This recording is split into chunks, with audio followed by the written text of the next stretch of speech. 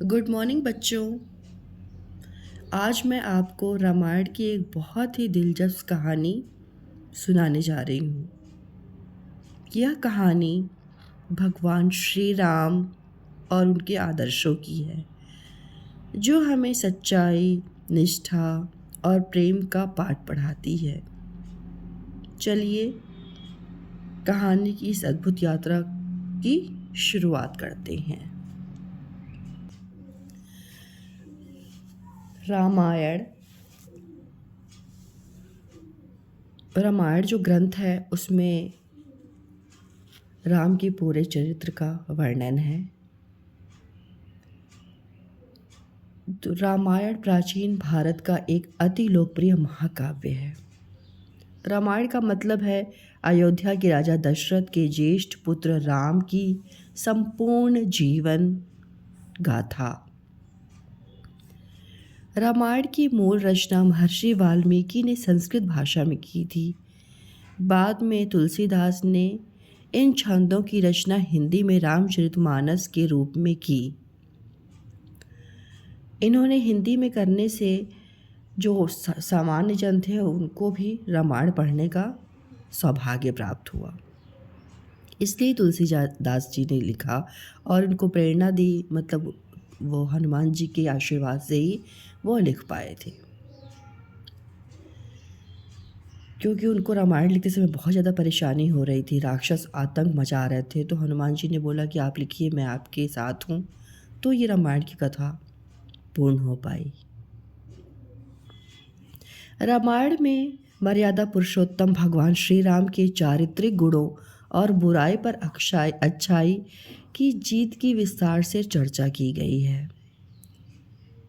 रामायण में लिखे गए मानवीय मूल्यों को पढ़कर भारतवासी इसे श्रद्धा और आदर की दृष्टि से देखते हैं। इसे हिंदुओं का सबसे पवित्र धार्मिक ग्रंथ माना जाता है। भारत के अधिकांश मंदिरों में सुबह और शाम रामायण की चौपाइयाँ बड़े ही भक्तिभाव के साथ गाई जाती हैं। रामायण की प्रसिद्धि का पता इस बात से पता चलता है कि पूरे भारतवर्ष में रामलीला का मंचन साल में विभिन्न अवसरों पर अलग अलग रूपों में किया जाता है। रामलीला का भव्य मंचन भारत के अलावा विदेशों में भी किया जाता है। प्रसिद्ध कथावाचक मुरारी बापू बड़े रोमांचक अंदाज में राम कथा के दृष्टांतों का वर्णन करते हैं, जिसे दुनिया भर के में करोड़ों लोग प्रतिदिन श्रद्धा और भक्तिभाव के साथ देखते हैं। रामायण धार्मिक का प्रसारण टीवी पर भी दिखाया जाता है, जिसे भक्तों ने बड़े भक्तिभाव के साथ देखा। जो भक्त मंदिर या घर में रामायण का नियमित रूप से पाठ या श्रवण करते हैं, उनके घर में शांति और खुशहाली सदैव बनी रहती है। इसलिए रामायण का पाठ जरूर किया कीजिए। पूरा रामायण तो संभव नहीं है एक दिन में। 5 दोहे, 11 दोहे, जैसे जितना आपके पास समय हो उतना आप कीजिए। अब आगे कहानी होती है, तो अब कहानी शुरुआत होती है कि रामायण में है क्या। अयोध्या के राजा दशरथ से ही शुरुआत होती है रामायण की। दशरथ सरयू नदी के तट पर स्थित अयोध्या के महान राजा थे। वह सूर्यवंशी राजा रघु के पौत्र थे, इसलिए सूर्यवंश को रघुवंश के नाम से भी जाना जाता है।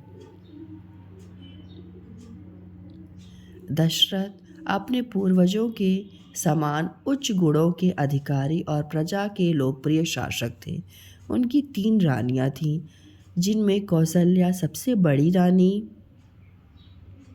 सुमित्रा मझली रानी और कैकेयी सबसे छोटी रानी थी। यद्यपि राजा दशरथ एक शक्तिशाली और लोकप्रिय शासक थे, फिर भी कोई संतान नहीं होने के कारण वह हमेशा चिंता में डूबे रहते थे। एक दिन राजा दशरथ ने महर्षि वशिष्ठ को अपने दरबार में आमंत्रित किया। महर्षि वशिष्ठ इन लोग के कुलगुरु थे। महर्षि वशिष्ठ के दरबार में पधारने के पश्चात राजा दशरथ ने उनके सामने अपने मन की व्यथा व्यक्त करते हुए कहा, मैं बहुत उदास हूँ क्योंकि मेरा कोई संतान नहीं है। यदि मेरा उत्तराधिकारी नहीं होगा और मेरी मृत्यु हो जाएगी तो मेरे इस सूर्यवंश का भी अंत हो जाएगा। कृपया मुझे कोई उपाय बताएं जिससे कि मेरी वंश परंपरा का अंत नहीं हो। महर्षि वशिष्ठ एक महान दूरदृष्टा थे। उन्होंने राजा दशरथ से श्रृंगी ऋषि को राजमहल में आमंत्रित करने और उनकी देखरेख में एक यज्ञ का आयोजन करने की सलाह दी। राजा दशरथ श्रृंगी ऋषि के निकट गए और उन्हें आदर सहित अयोध्या में यज्ञ करने के लिए आमंत्रित किया। यज्ञ की पूर्णाहुति पर यज्ञ की पवित्र अग्नि से अलौकिक खीर प्रकट हुआ।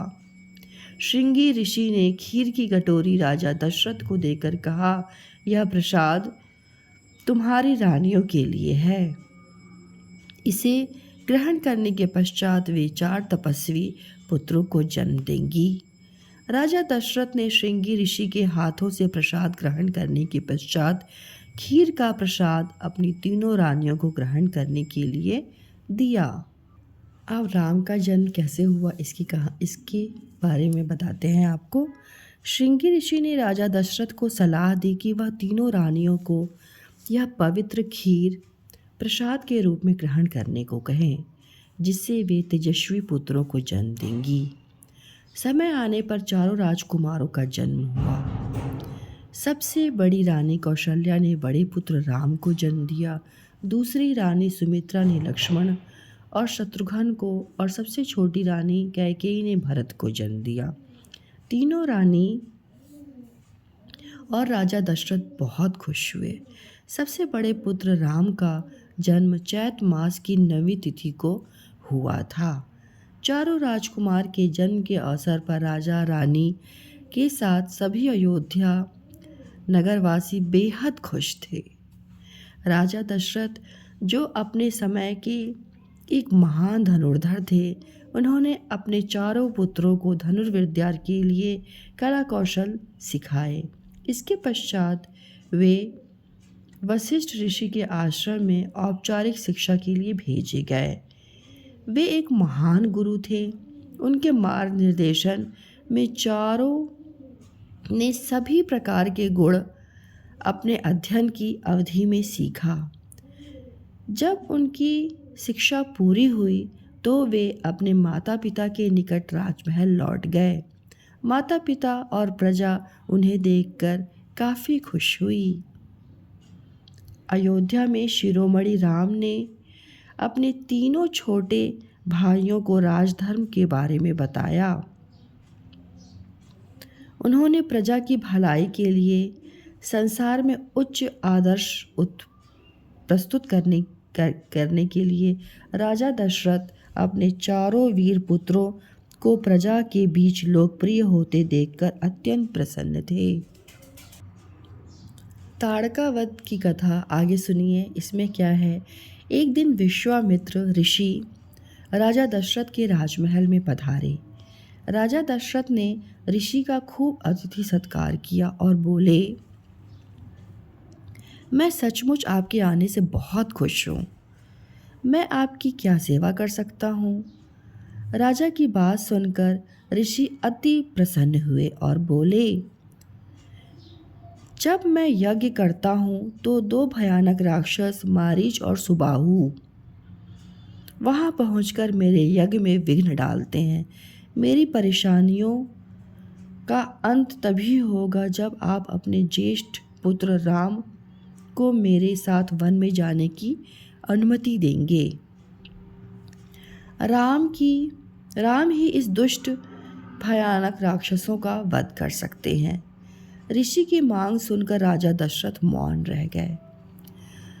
राजा को मौन देखकर विश्वामित्र ऋषि ने उन्हें भयभीत नहीं होने तथा राम और लक्ष्मण को बेधड़क अपने साथ भेजने की सलाह दी।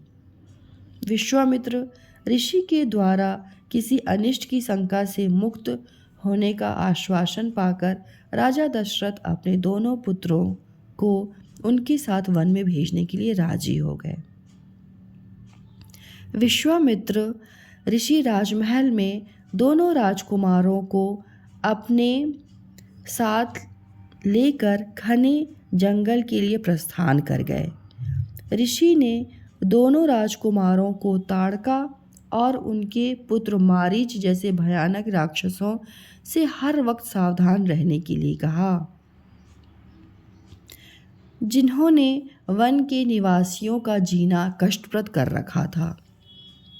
उन्होंने दोनों राजकुमारों से दोनों दुष्ट राक्षसों को खत्म करने के लिए उत्साहित किया। जंगल में ताड़का और राजकुमार राम के बीच बड़ा भयंकर युद्ध हुआ। लंबे युद्ध के उपरांत राम ने ताड़का का वध कर दिया। ताड़का वध के उपरांत विश्वामित्र ऋषि ने प्रसन्न होकर राम को गले से लगा लिया और उन्हें खूब खूब आशीर्वाद दिया। तो बच्चों, आज की राम कथा यहीं पे मैं विराम देती हूँ। नेक्स्ट वीडियो में इसको हम आगे करेंगे। जय श्री राम।